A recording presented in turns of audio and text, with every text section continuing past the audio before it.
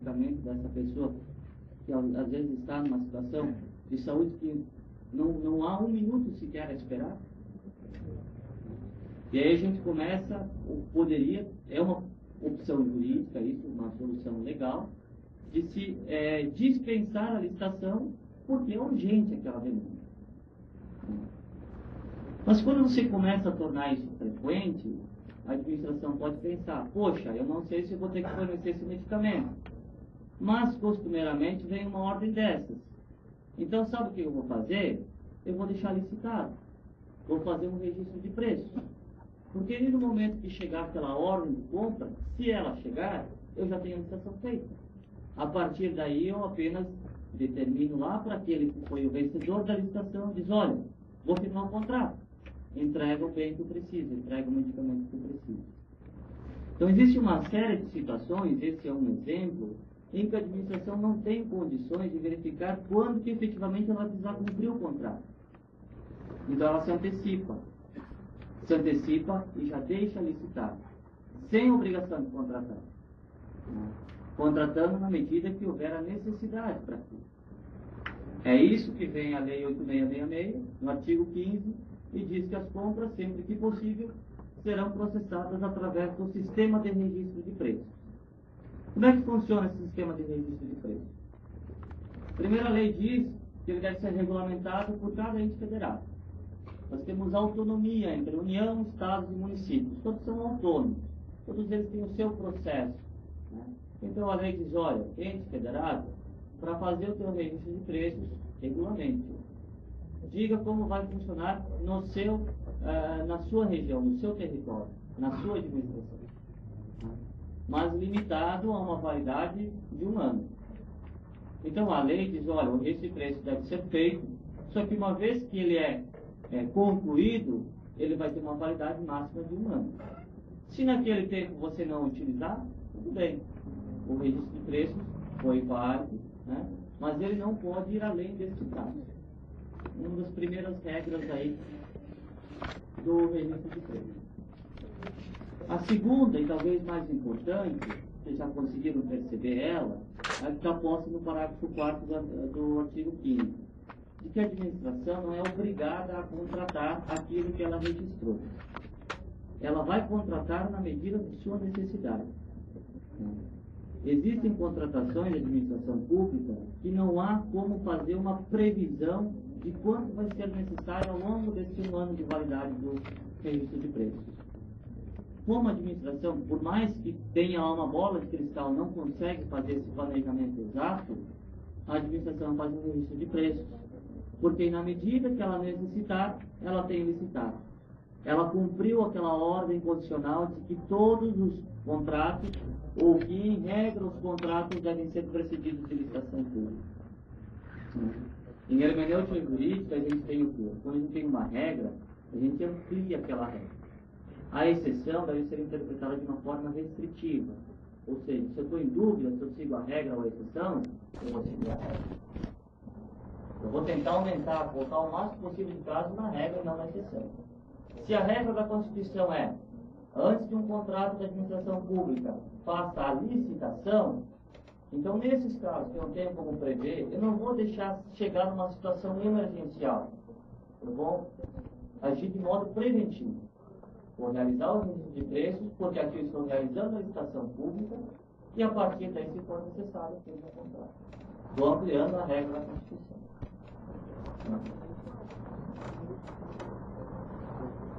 Então, quando é que cabe esse tipo de procedimento ou registro de preços? Quando a gente tem algo que não seja difícil de prever o quantitativo que eu vou utilizar. Esse medicamento, não sei se eu vou necessariamente adquiri-lo, ou se eu vou adquiri-lo, quando que eu vou adquiri-lo, ou quanto que eu vou adquiri-lo. Então, nesses exemplos, já é adequado a utilização do registro de preços. Outros casos, quando tem a contratação frequente. Frequente não quer dizer contínua. Frequente quer dizer que ela se repete. É comum nas escolas, por exemplo, acontecer um defeito elétrico. E aí eu preciso contratar alguém que venha e faça o reparo desse defeito elétrico. Cada vez que eu faço isso, em tese, a administração está firmando um contrato. São contratos que iniciam e terminam um a um, mas são contratos frequentes, que se repetem ao longo do tempo. Se contratar uma oficina para reparar o veículo quando ele quebra, são contratos que se repetem, são frequentes. Eu sei quanto que eu vou precisar ao longo do ano? Não sei, mas sei que ele vai se repetir. Então eu faço o quê? Registro de preços, porque ao longo daquele 1 ano de validade do registro, eu tenho a opção de firmar o contrato. O que mais? Aquisição de bens com previsão de entrega parcelada. Embora vocês talvez não sejam muito do tema, mas na administração é comum que se compre assim: olha, eu quero 1.000 litros de gasolina, eu vou pegar 100 litros por mês. Aí o primeiro mês foi 100 litros, o segundo mês foi 100, o terceiro mês o município teve uma perda de arrecadação, cortou as despesas, não vai comprar 100, vai comprar só 10. E vai ficar assim por 6 meses. Quando a administração diz que vai comprar 1.000 litros de gasolina, ela deve comprar 1.000 litros, sob pena de ter que indenizar aquele contratado, porque ele fez o preço para vender isso. Não fez para vender 10, 20 ou 30 litros. Fez um preço para vender 1.000. Se a administração não compra 1.000, poxa, aquele licitante, aquela empresa contratada, pode ter perdido o seu lucro. E aí ele pode requerer uma indenização, responsabilidade civil objetiva do Estado. Né? Agora, se a administração pública faz um registro de preços, vocês viram que a lei diz que ela não é obrigada a contratar. Então ela deixa previsto: olha, eu vou contratar 1.000 litros ao longo do ano, 100 por mês.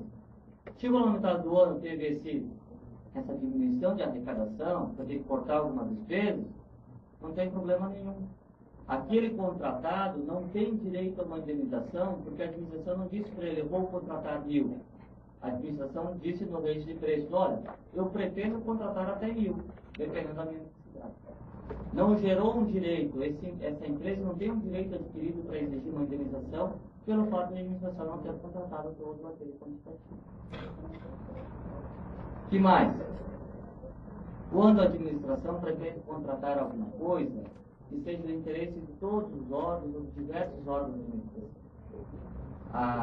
Embora a gente, como cidadão, imagine que a administração é única, a prefeitura atende todos os órgãos municipais, o Estado atende todos os órgãos estaduais, a União todos os federais, mas dentro das estruturas administrativas há uma série de entidades com personalidade jurídica própria, que firmam seus próprios contratos e são descentralizadas.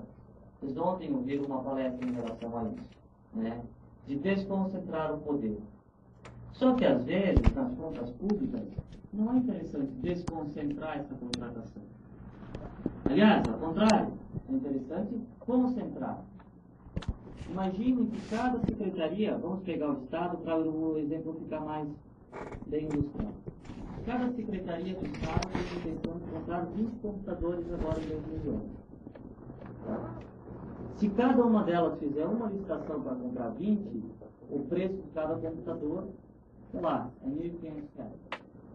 Agora, se, não sei quantas são, 30 secretarias vezes 20, 600 computadores. Não vai ser mais 1.500. Pode ser que seja 1.300, 1.200, 1.000. Você ganha economia de escala. Então, nem sempre a descentralização das compras públicas é algo bom. Em alguns casos, de repente, posso querer concentrar. E aqui está mais uma opção. O registro de preços pode ser feito por uma entidade, válido para todas aquelas que estejam envolvidas e que previamente digam: olha, eu pretendo, ao longo dessa licitação, eu quero 20, o outro órgão quer 30, o outro quer 50, eu somo e digo: olha, no total eu quero 1.000 computadores.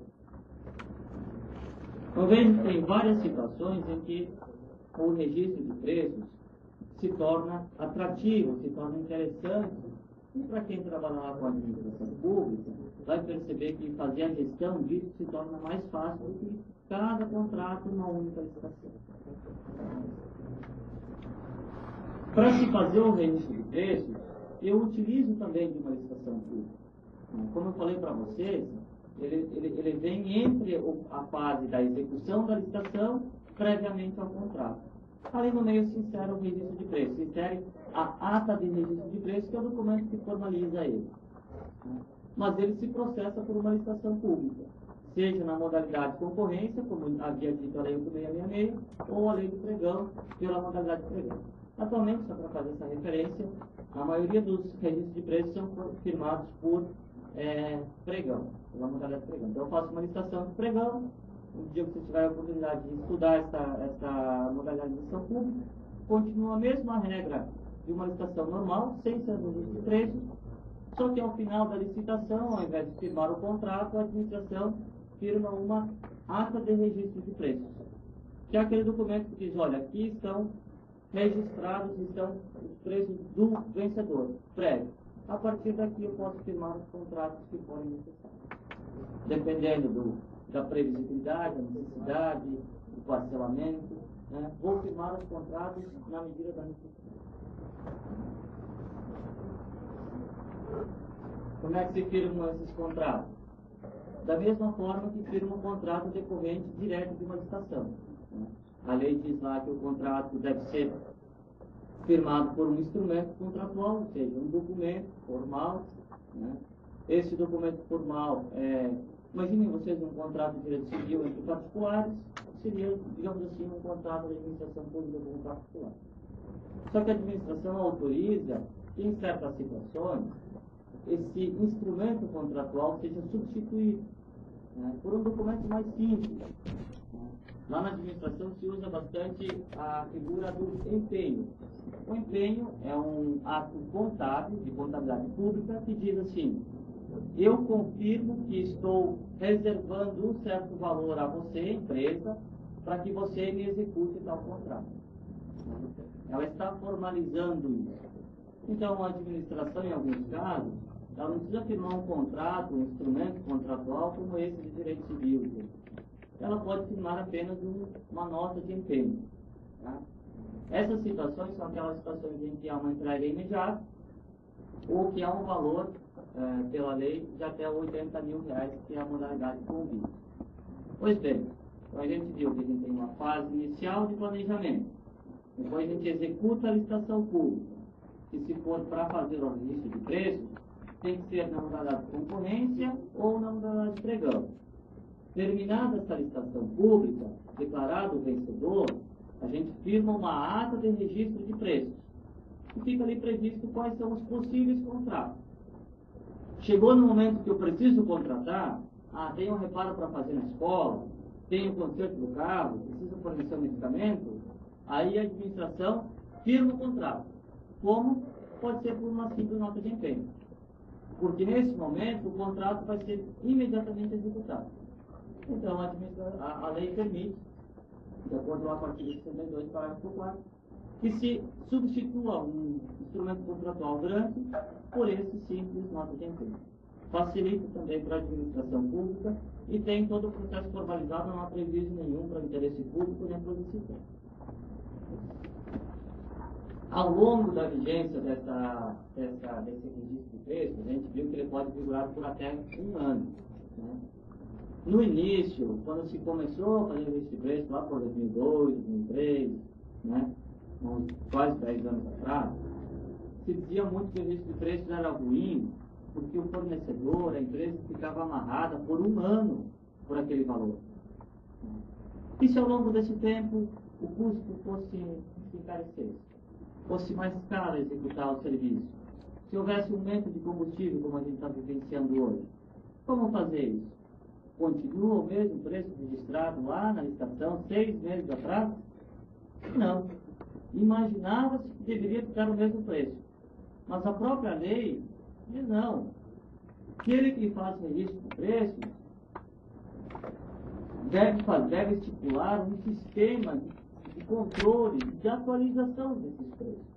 Então, lá quando o ente federativo regulamenta como vai funcionar o registro de preços, ele diz, olha, se houver uma mudança de comportamento no preço ao longo daquele ano, a administração deve rever esse preço.